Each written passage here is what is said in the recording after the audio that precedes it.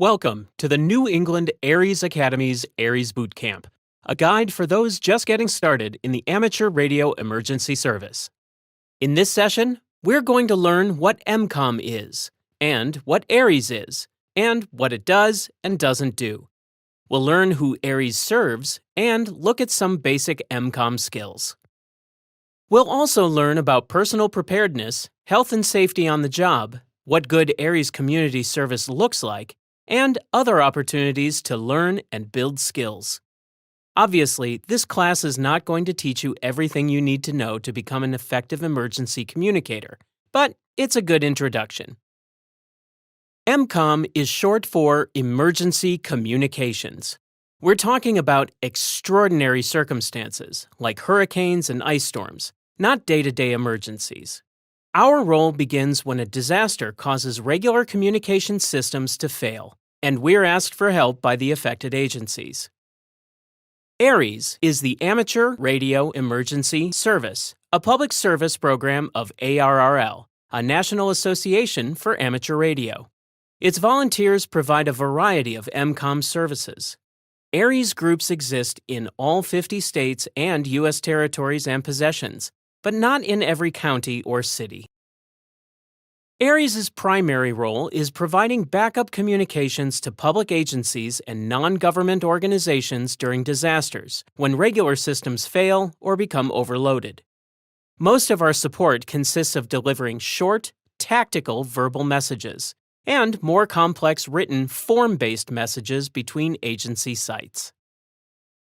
Besides delivering messages, we provide agencies with valuable ground truth observations and situational awareness reports from the field. Even if you need to operate from the relative comfort of your own home, this is one of many ways you can still be valuable. In a few very large disasters where all regular communications are out of service, ARES and other ham radio groups occasionally provide a disaster welfare message service for the public by relaying welfare status messages to family outside the disaster zone. Last, ARES groups provide support for nonprofit public service events, which is both great training and good fun. These might include bike-a-thons, road races, and marathons, among others. What we're not is almost as important as what we are. We're not a club, and we don't operate like one, because we're an ARRL public service program. ARES is not an emergency first responder. It is a behind-the-scenes communications support service. We're not part of any government or non-government agency, and we don't typically provide non-communication services, like directing traffic or filling sandbags. ARES groups don't own equipment because ARRL must avoid the liability of owning equipment over which it has no direct control. Everything we use is owned by individual members, supportive clubs and organizations, or by the agencies we serve. ARES doesn't provide insurance. If a member wants coverage of any kind, they need to provide it themselves, including health, accident, and liability. An ARES ID card doesn't give you automatic access to any agency sites. That's up to the agency on a case-by-case basis. Being an ARES member doesn't give you access to non-amateur radio frequencies. While you may be asked to use an agency's radios, that request must come directly from the agency. We can't be paid. ARES, like all of amateur radio, is an all-volunteer service. By federal law, hams cannot receive any form of direct or indirect compensation. As you can see from this list, ARES primarily supports government agencies and non-government organizations. We often refer to them as our served agencies. At the local level, who we support varies widely. We can assist certain types of businesses in very limited circumstances during a disaster. The service or product they supply must be directly related to the emergency response, such as a for-profit hospital, food or medical supply firm, or ambulance company, and only when no other means of communication are available. Let's take a closer look at our primary served agencies.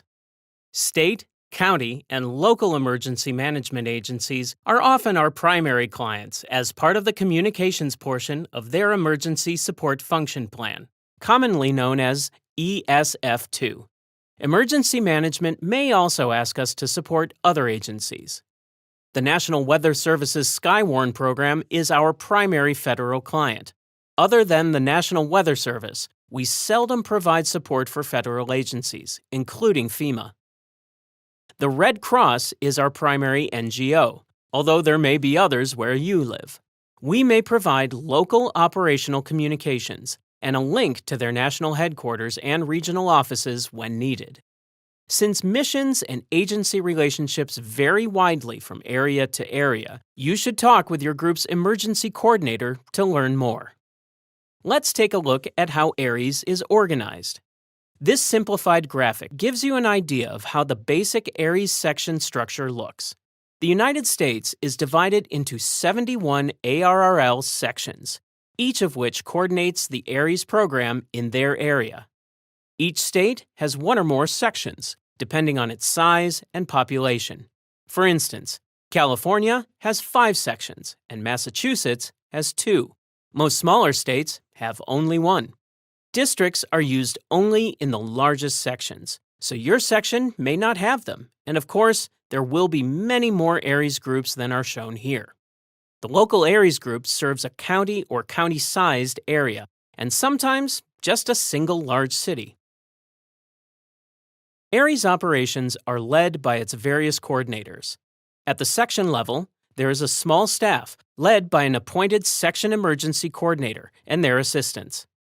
If you're in a larger section with districts, there will be 2 or more district emergency coordinators and their assistants.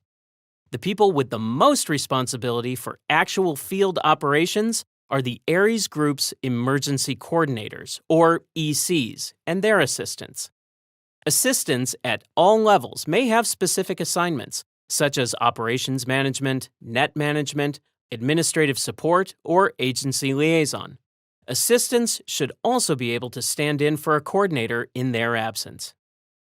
The staff and leaders at every level have different responsibilities. Among other things, ARRL National Headquarters in Newington, Connecticut sets standards to ensure interoperability and provides a variety of education and support services, including ARESMAT coordination. ARESMAT stands for ARES Mutual Assistance Team, our nationwide mutual aid system. Other than that, ARRL National Headquarters seldom becomes involved in actual operations in any area with a functioning ARES program. The ARES section staff coordinates activities between local ARES groups, with neighboring sections, ARRL headquarters, and with state and national agencies.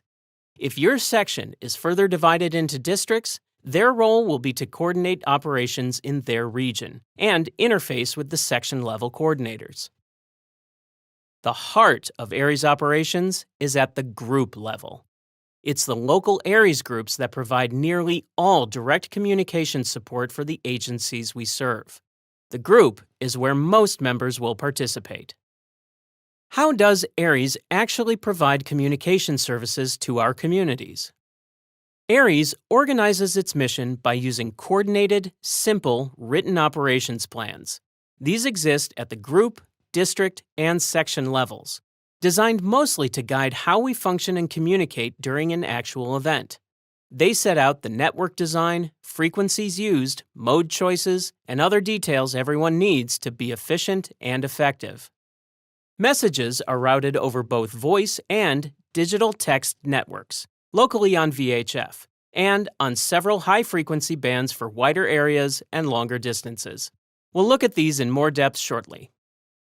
On rare occasions, we might also use specialty modes like full-motion fast-scan TV, high-speed multimedia, packet data, or APRS tracking when the need, capability, and human resources exist. However, if we're short of people, our core mission of moving time-sensitive agency and public messages must always come first. ARRL has written agreements with a variety of national agencies that also have a local presence. These agreements broadly define areas of cooperation, but they're not binding contracts. All are available to read on the ARRL website. Your section and group may also have similar written agreements with the agencies they serve, but it's not very common. Remember that these agreements are negotiated at the executive level, and agency staff awareness will vary widely. These aren't something that can or should be pulled out during an emergency. Rather, they should be shared and reviewed with agency staff during the introduction and planning stages, and revisited periodically. How do we fit in with the agencies we serve? It varies, but here are some core concepts. First, we're a no-cost, best efforts independent service provider. Our mission is to support their mission, so we work together to make that happen, while still maintaining separate organizational identities and structures. It's a cooperative, mission-focused effort. Since specific agency relationships and missions vary widely from area to area, you'll need to learn more about them from your local ARES leadership. As an ARES member, you might be asked to take on different types of assignments depending on your skills and experience. It might be at a fixed location or as a mobile station. It could be in an agency facility or public shelter, supply distribution site, healthcare POD, hospital, or public message center. Or you could be assigned to monitor and report conditions in the field, such as flooding and road damage. If you're not willing or able to deploy into the field, that's okay. You can still contribute by using your home station to support net operations, or simply provide situation reports from your immediate neighborhood when needed. One important mission is keeping a communications path open between local, county, and state governments to help maintain situational awareness, and so that requests for assistance from local and county governments to the State Emergency Operations Center can be delivered and acknowledged. We might be tasked with communications between county or municipal shelters and emergency operations centers, or between Red Cross shelters and their operations and supply centers. The Red Cross also has a field damage assessment function we might be asked to support. If a hospital's phone system goes down, we may be asked to provide internal communications with handheld radios to free up clinicians to perform other duties. During a major disaster, we may provide links between various hospitals and other healthcare facilities. In areas with active nuclear power plants, HAMs will likely provide backup communications between EOCs near the plant, the Incident Field Office, and the state EOC. The Federal Emergency Management Agency lists amateur radio as an important backup communications resource in their nuclear emergency response plans. One of the most important jobs is providing accurate and timely field observations for the National Weather Service as trained Skywarn observers. These are called ground truth observations, which support improved forecasts and warnings. If you haven't taken their Skywarn class yet, we strongly recommend it. Finally, each ARES group should build the capability to assist other ARES groups when needed with an ARES Mutual Assistance Team, or ARESMAT. Some groups have a standing team, others choose to create one as needed. Volunteering for a mutual assistance team means possible travel away from home, often for 3 days or more. ARESMAT is important because local groups will be quickly overwhelmed by any significant disaster. To maximize your value as an ARES member, you'll just need a few new skills. Some things you may already know from day-to-day activities, but many things are specific to emergency communications. Here's a list of the 8 most important ones. None of this is rocket science, but some learning and practice are needed to help make you an effective emergency communicator. Let's briefly examine them one by one, then we'll get into the details. A calm, professional attitude and appearance, along with good people skills, will go a long way toward instilling confidence in agency staff and the public. You should be familiar with both your group and section emergency operations plans, and any portions of an agency's plans they feel are important for ARES operations. You should be able to operate effectively in a net environment. Being able to fill more than one role will make you a more valuable contributor. You should know how to send and deliver tactical voice messages accurately and quickly. Don't have a lot of spare time to devote to ARES? You can still be quite valuable if this is the only MCOM-related skill you learn. Add other skills if you have time or interest. When you hear someone mention formal messages, those are simply messages sent on a standard written form. A few special skills are needed to send them by voice or a digital mode. We try to send as many formal messages as possible using digital messaging systems, like the narrowband emergency messaging system and WinLink radio email system. Both can also be used for day-to-day hamming. More about these shortly. When it comes to field operations, your day-to-day ham skills, along with a little practice, should help you operate effectively under less than ideal conditions, and to improvise and repair damaged systems when needed.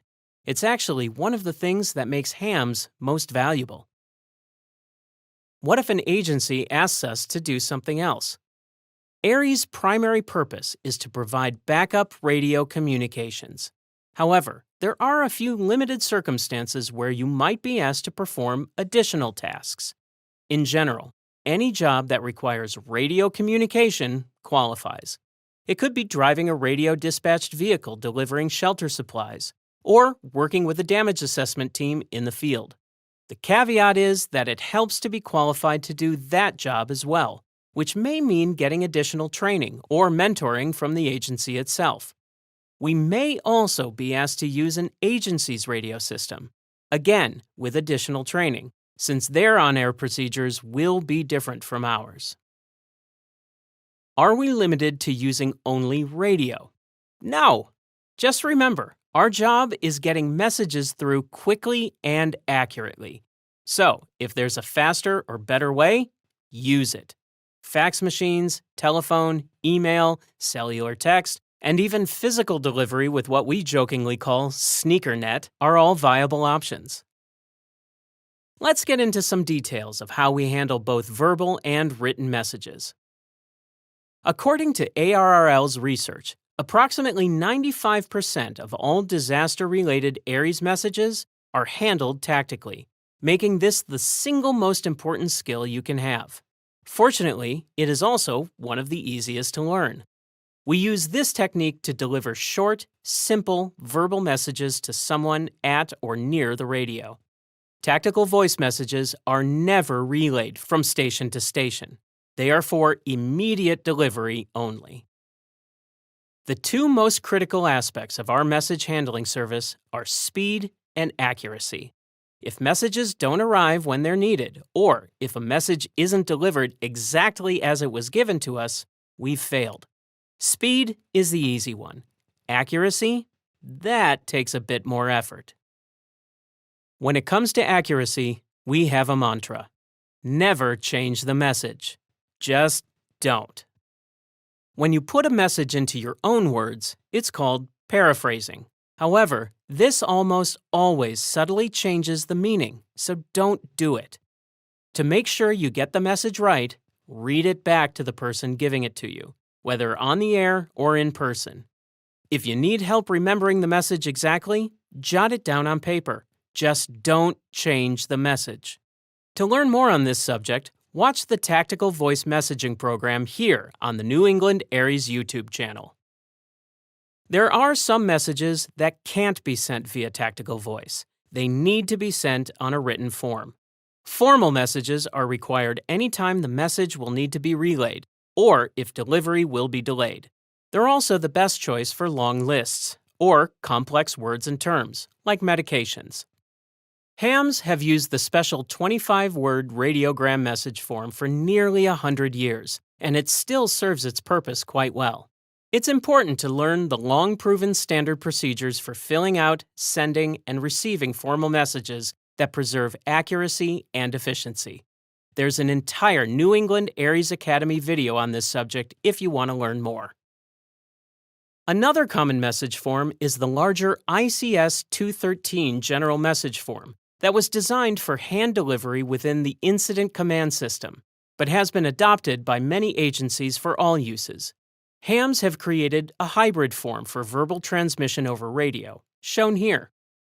Learning to correctly send any message form by voice requires a class of its own, and you'll find it here on this channel. And just another reminder, voice or written, we never change the message. Ever. Not every message has the same level of urgency.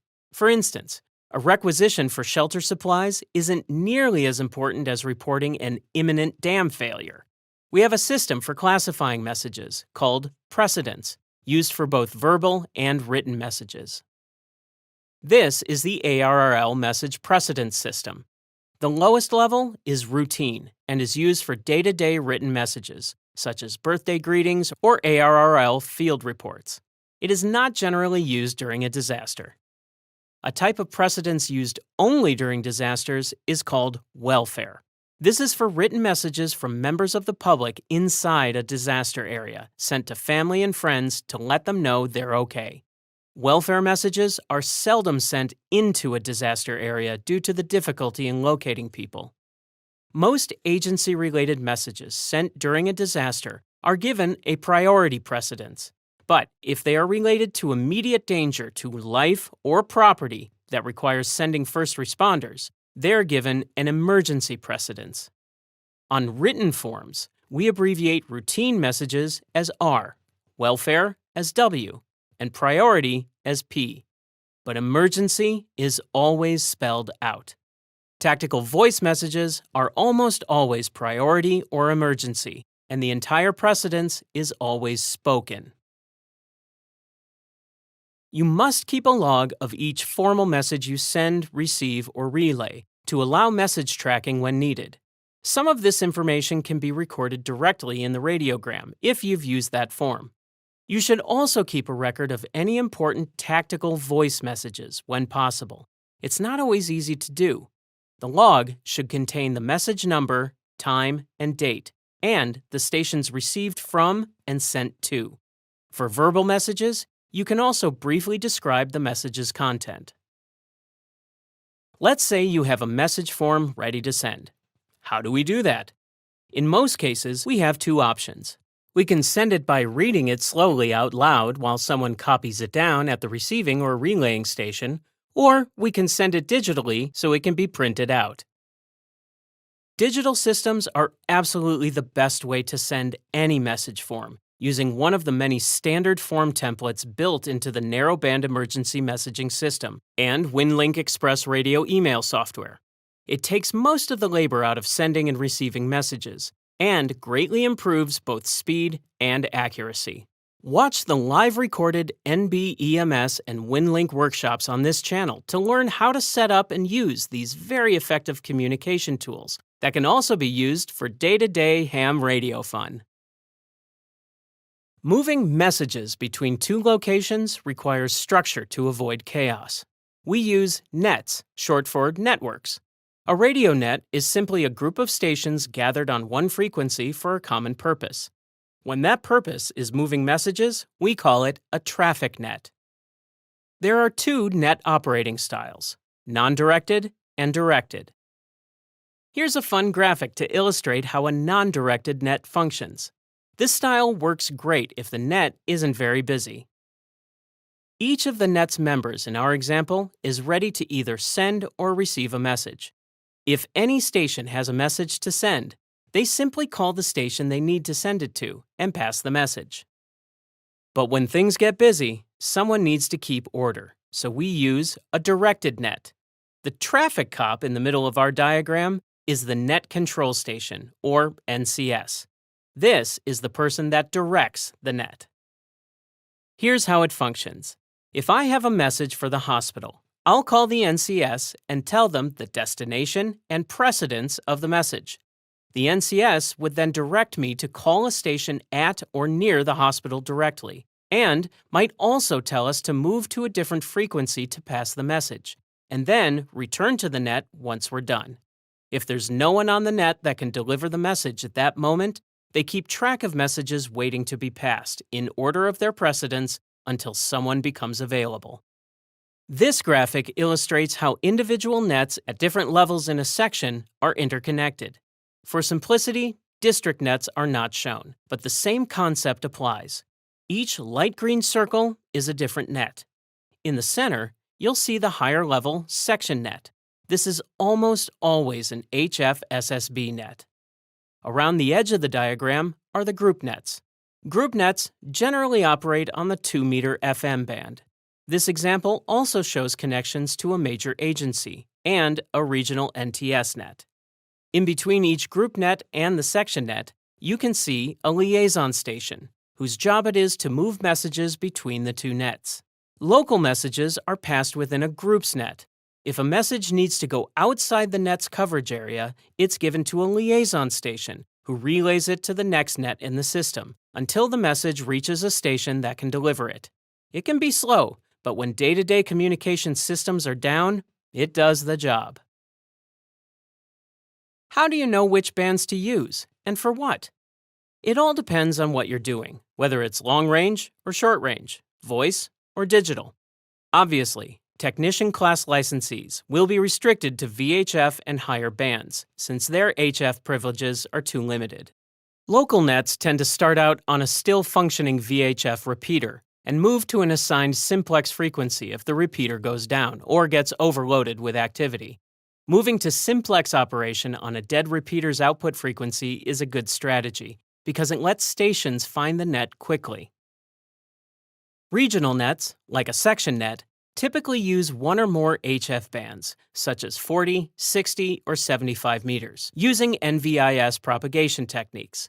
National nets and WinLink stations may also use the 15, 17, 20, and 30 meter bands. All HF operations are dependent on good ionospheric propagation, so their availability is not guaranteed. Remember that digital modes can be used on any VHF or UHF frequency.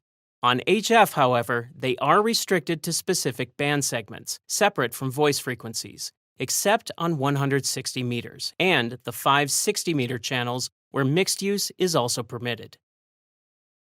How do you know which specific frequencies to use? You can find your area's frequencies by downloading and reading your section and local ARES operations plans, or by contacting ARES leadership. Our goal is to help others, but not by putting your own health and safety in jeopardy. We don't want you to become part of the problem. If you're not healthy enough for deployment, consider helping from your home station instead. If you are going into the field, be sure you bring everything you need to stay healthy and functional, from food, water, and medications to a spare pair of eyeglasses. If you take prescription medications and are going to be deployed far from home, pack photocopies of all prescriptions. When you watch our Go Kits class, you'll learn much more about being prepared to operate away from home. Finally, know when to stop and rest. Operating for 48 hours straight might seem heroic, but tired operators make mistakes and put their own health at risk. We can't help if we're impaired. Get rest, food, and water when you need them. Just let net control and others know if you'll be off the radio. Your attitude is incredibly important. It affects our ability to achieve our mission, as well as our relationships with served agencies and with each other. Do your best with available resources, but when things go wrong, don't complain. Instead, work cooperatively to find a solution. Be willing to help in whatever way you feel competent, but don't oversell yourself. Respect the authority placed over you and work as part of a team. And remember, it's not about you. It's about the people you help during their most trying and difficult times. Finally, we need to protect the agency's operational privacy and security. Don't discuss what you hear and see with anyone not directly involved in the conversation. We never want to be the source of any wild rumors. How you look and act reflects not only on you, but the rest of us as well. Dress for the job. A clean pair of jeans with an ARES shirt is the perfect outfit. Avoid graphic t-shirts and other casual wear. Don't hang a bunch of noisy walkie-talkies on your belt. Keep radio chatter to a minimum.